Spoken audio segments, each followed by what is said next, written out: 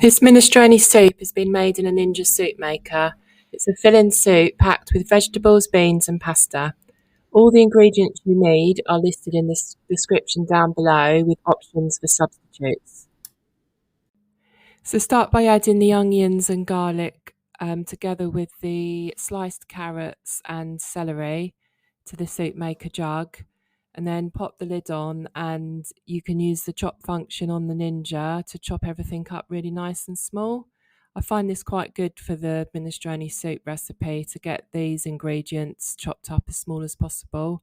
Of course, you don't need to do that. You can just chop them up manually by hand to the size that you want.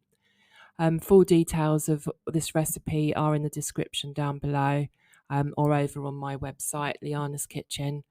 So you can see they're chopped up really nice and small.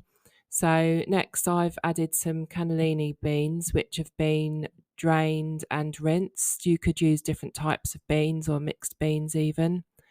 Next I'm adding some chopped tomatoes. You could use fresh tomatoes or passata instead if you prefer.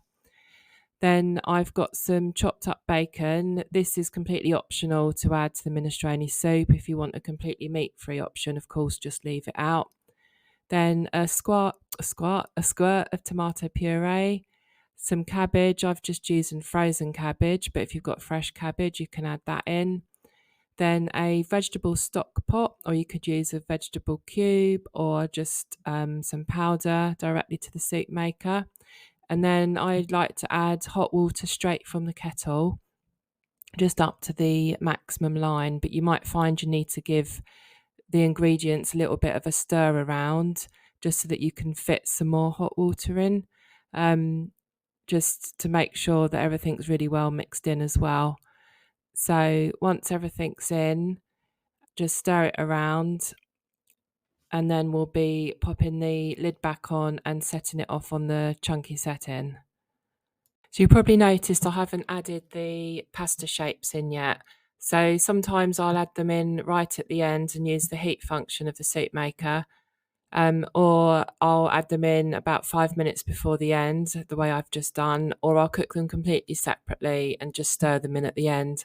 You could add them right at the beginning, but because these are really small pasta shells, I just don't want to overcook them and make them really too soft. And then that's it. Just season it as well if you want to at the end once you've tasted it. And that's the minestrone soup made in the Ninja soup maker. I hope you enjoyed this recipe. I'd really appreciate it if you could give it a like and subscribe to my channel, and do let me know in the comments if you end up making it.